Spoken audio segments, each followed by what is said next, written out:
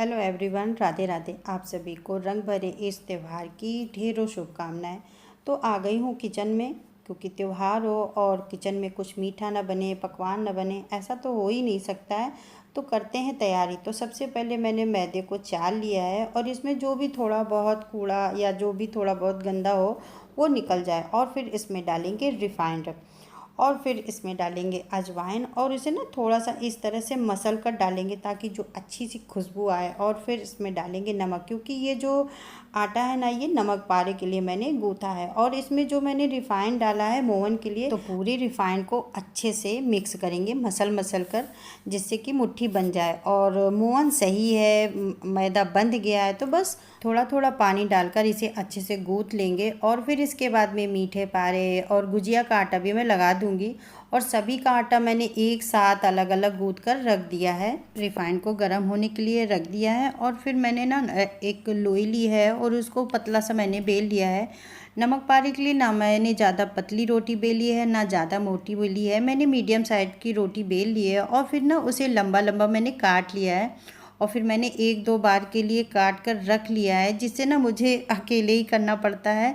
तो इसी तरह से मैं काम को करती चलती हूँ। और मैंने एक नमक पारा डाल के देखा था, तेल गरम हो गया है, तो फिर बस तेल में थोड़े थोड़े से नमक पारा डालते जाएंगे और उसे ना गोल्डन ब्राउन होने तक पका लेंगे। और दूसरी बार का भी नमक पारा मैं काट कर रख लेती हूँ, जिससे ये घान निकलेगा और मैं दूसरे घान को इसमें डाल दूंगी। और अपना चकले पर नहीं बनाएंगे, समय लग रहा है और रोटियां भी मुझे को बड़ी और पतली बेलनी है, तो उतना बड़ा चकला तो है नहीं, इसलिए ना काउंटर टॉप को मैंने अच्छे से साफ़ कर लिया है और एक बड़ी सी रोटी मैंने बेल लेनी है। और फिर ना इसको बहुत ही पतली रोटी बेलेंगे, जितनी हो सके उतनी ज़्यादा पतली बेलेंगे। उसके बाद में मैंने ना इस तरह से ग्लास से इस तरह से मैंने गोल गोल काट लिया है। आप चाहें तो ना बेल भी सकती हैं, लेकिन इस तरह से आप काट कर बनाएंगी तो सब रोटियां ना बिल्कुल एक जैसी बनती हैं। और फिर आप कांटे वाले चम्मच से ना इस तरह से छेद छेद कर देंगे, जिससे जो ये रोटियां हैं ना, ये फूलेंगी नहीं, बस एकदम से क्रिस्पी हो जाएंगी और बनकर तैयार हो जाएगी आपकी पापड़ी। जो कि त्यौहार है, सब मीठा खाकर बोर हो जाते हैं, तो आप बढ़िया सी पापड़ी चाट बनाकर खाएं। और जितनी भी पापड़ी मैंने बनाई थी, सारी पापड़ी मैंने फ्राई कर ली है। और पापड़ी को ना आप बहुत समय तक रख भी सकती हैं, और जब भी आपका मन करे बढ़िया दही, इमली की चटनी, धनिया मिर्ची की चटनी के साथ आप इसे खाएं, बढ़िया बहुत अच्छी लगती है। और मैं कभी कभी ऐसे ही बनाकर रख लेती हूँ, जो कि चाय के साथ इंजॉय करती हूँ, बहुत अच्छी लगती है। मिक्स वाली कोई भी नमकीन ले लेंगे और फिर इसे मिक्सी जार में डालकर इसे अच्छा सा इसका पाउडर बनाएंगे। और इसमें आप ना थोड़ा सा काला नमक और लाल मिर्च डालेंगे, कोई भी नमकीन हो आप ये दोनों चीज़ ज़रूर डालेंगे, जिससे कि टेस्ट बहुत अच्छा आएगा। और फिर इसके बाद में जो नमक पारे वाला आटा बचा था ना, बस उसी की एक बड़ी सी पतली सी रोटी बनाएंगे। और मैं बना रही हूँ समोसे, वो भी एकदम से मिनी वाले, छोटे छोटे वाले, जो मार्केट में नहीं आते हैं पैकेट बंद। तो वो ना घर पर भी आप बना सकते हैं, बहुत ही टेस्टी लगते हैं, चाय के साथ तो बहुत ही अच्छा लगता है। और एक रोटी लेंगे और चाकू से ना इसे इस तरह से बीच से काट देंगे, फिर इसमें इस तरह से ना इसको समोसे का शेप देंगे। और फिर इसमें मिक्सचर को डालकर इसको बीच में अच्छे से दबा देना है। और फिर ना इसे चिपकाने के लिए आप मैदे का घोल तैयार करें, उसी से आप इसको चिपकाएं, नहीं तो खुल जाएगा।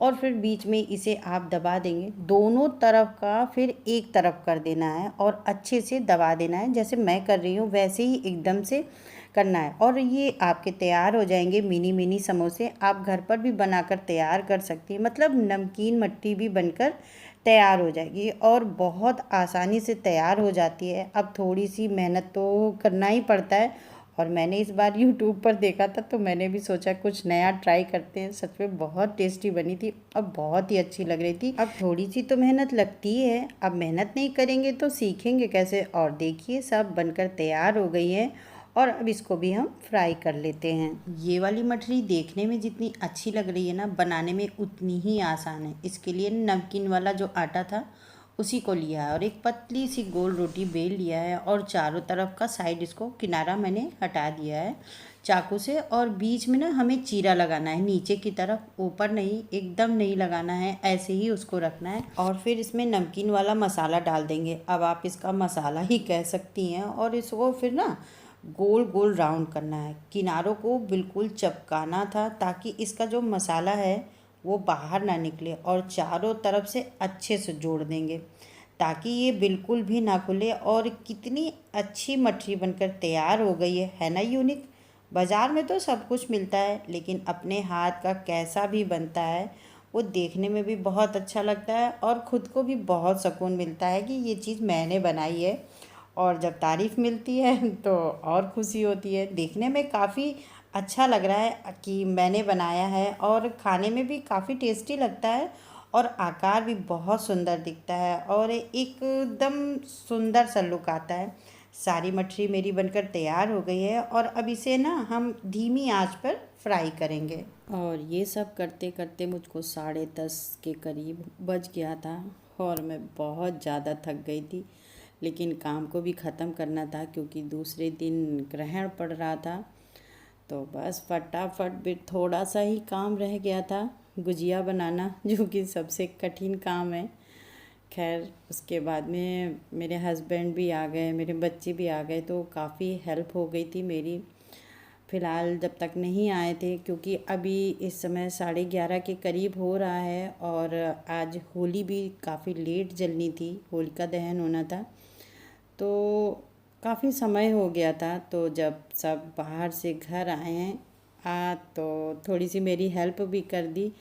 तो मैंने बस फटाफट, और मैंने पूरे खोए की भी अब की बार गुजिया नहीं बनाई है। मैंने आधा खोया पका के रख लिया है, और आधा मैंने रख दिया है, उसको मैं बाद में बनाऊंगी। उसको मैं गंगा मेला वाले दिन सोच रही हूँ बनाने के लिए। तो अभी मैं थोड़ा सा जो है उसको अभी बना लूँ, क्योंकि अभी बहुत ज़्यादा थक गई हूँ, तो मैं पूरी गुजिया तो बिल्कुल बनाने वाली नहीं हूँ। मैंने थोड़ा सा खोया अभी भून लिया है, उसमें सब तैयारी करके उसको रख लिया है, और बस ऐसी बड़ी सी एक रोटी बेली है, और उसको भी मैंने ऐसी कटोरी से काट लिया है, और मैं भर रही थी कि तब तक सब लोग आ गए, और बस मैंने फटाफट सारी गुजिया बनाई। और 1 बजे तो होली ही जलनी थी। फिर उसके बाद में ये सब करने के बाद में फिर हम लोगों ने होली में इंजॉय किया। इंजॉय क्या किया, इतना ज़्यादा थक गई थी कि इंजॉय तो बिल्कुल हो ही नहीं पा रहा था। खैर होली जब जली है, और दूसरे दिन ग्रहण पड़ना था, तो कोई काम नहीं था हम लोगों का, तो दूसरे दिन फिर काफ़ी मतलब आराम हुआ, कुछ नहीं काम था।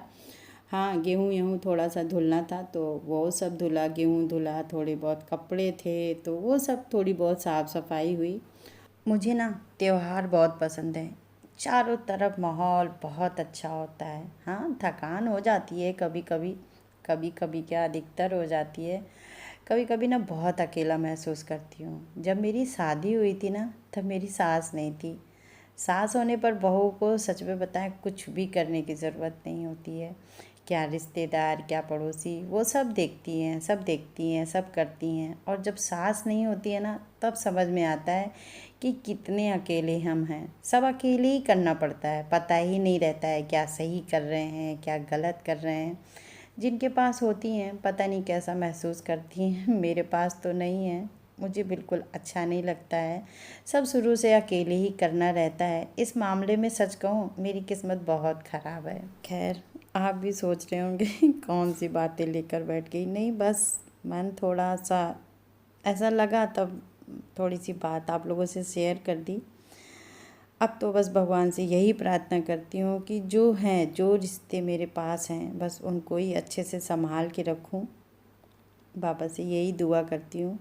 और फिर उसके बाद में मेरी थोड़ी सी गुजिया भर गई हैं, तो उनको फ्राई कर लेती हूँ, और फिर धीमी आंच पर अब जो भी गुजिया मैंने डाली थी उनको फ्राई कर लेंगे, और तब तक दूसरा घान तैयार करेंगे। तो बस ऐसे कर कर के मैं सारी गुजिया अपनी तैयार कर लेती हूँ।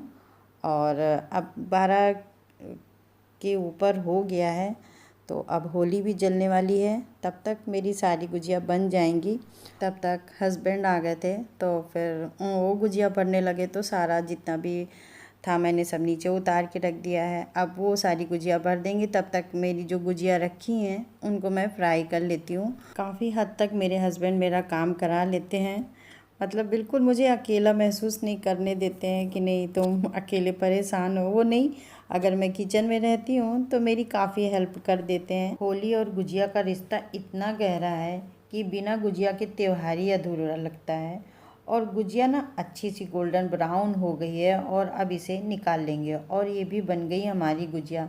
तो सबसे पहले गुजिया का भोग तो भगवान को ही लगाएंगे और फिर उसके बाद में हम सबको देंगे। और हमारी गली में होली जलाई जाती है, घर के पास ही है, पैसा सब एक जगह इकट्ठा होता है और फिर उसी से होली का जो भी प्रोग्राम होता है सब उसी से किया जाता है। मिठाई है, गुलाल है, लकड़ी है और जो सुबह ढोल बजाने वाले आते हैं उनका है और जो भी व्यवस्था होती है सब उसी से हम करते हैं और पैसा भी ठीक ठाक इकट्ठा हो जाता है, जिससे जो भी काम होते हैं बड़े आसानी से और बहुत अच्छे से हो जाते हैं। हाँ, सबका सहयोग होता है, पूरी गली का सहयोग होता है, जो कमी होती है वो सब मिलकर पूरी कर देते हैं। इसलिए एक दूसरे के साथ एंजॉय करते हैं, डांस करते हैं और जब तक होली नहीं जलती है तब तक सब वहीं पर रहते हैं और सब थोड़ा थोड़ा डांस करते हैं, ज़रूर करते हैं और बहुत अच्छा लगता है और सब अच्छे खासे कलर भी हो जाता है सबके।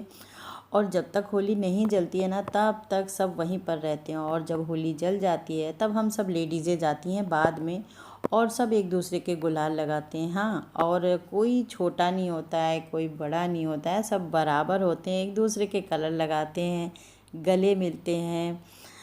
और जो अगर थोड़ी बहुत मनमुटाव होता है ना तो कलर लगाने के बाद जब गले मिलते हैं ना तो वो भी सब ख़त्म हो जाता है। होली का त्यौहार बस यही इसीलिए अच्छा होता है कि अगर थोड़ा बहुत मनमुटाव भी है ना एक दूसरे के लिए तो सब ठीक हो जाता है, सब सिकवे गिले जो बोलते हैं ना वो सब ख़त्म हो जाते हैं। तो दोस्तों अब चलती हूँ, फिर मिलती हूँ आपको नेक्स्ट वीडियो में।